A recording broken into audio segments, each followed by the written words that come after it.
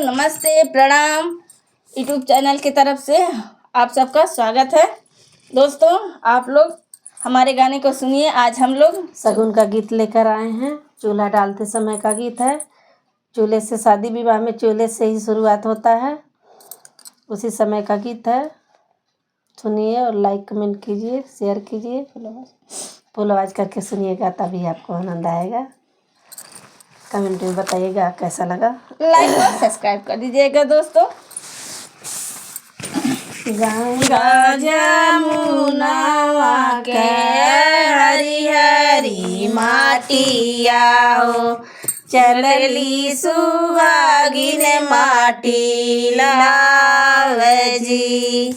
गंगा जमुना के हरी हरी माटिया हो, चलली सुहागिन माटी लावे जी।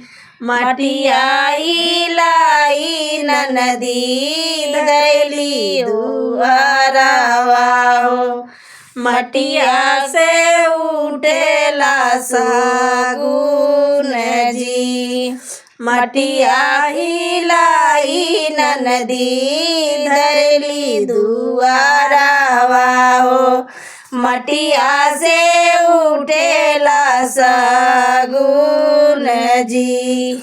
भीतरा से निसरेली बेटी के मामी हो, भैलियो सरवा में ठाड़े जी। भीतरा से निसरेली बेटी के मामी हो, भैली धूप सरवा में ठाड़ जी।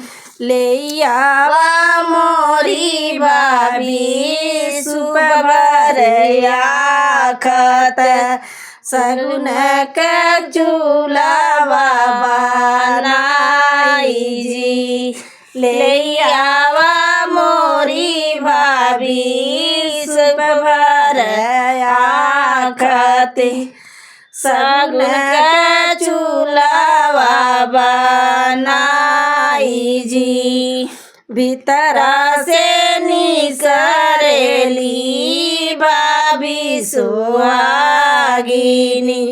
सुपवा में भरल हीरा मोती जी। भीतरा से निसरेली भाभी सुहागिनी, सुपवा में भरल हीरा मोती जी। चूल्हा बनावा तुही ननदी गोसाई जी, भर मुख दे हुआ शीश जी। चूल्हा बनावा मोरी ननदी गोसाई, भर मुख दे हुआ शीश जी।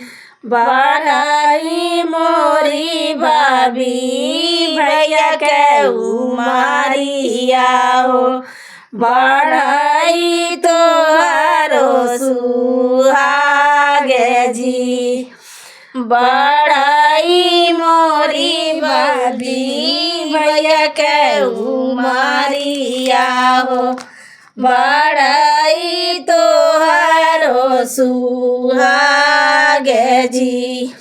बनल रहे मोरी भाभी नाई हरवा हो, पढ़त रहे रोज रोज बिया जी। बनल रहे मोरी भाभी मोरी नाई हरवा हो, पढ़त रहे रोज रोज बिया जी। यही पे बनायु भाभी खबर के बतावा हो, देवता पितर लिउ मानाई जी। यही पे बनायु भाभी खबर के बतावाओ देवता पितर लियु मनाई जी। दोस्तों फुल आवाज़ करके सुनिएगा, तभी आपको आनंद आएगा गीत सुन के।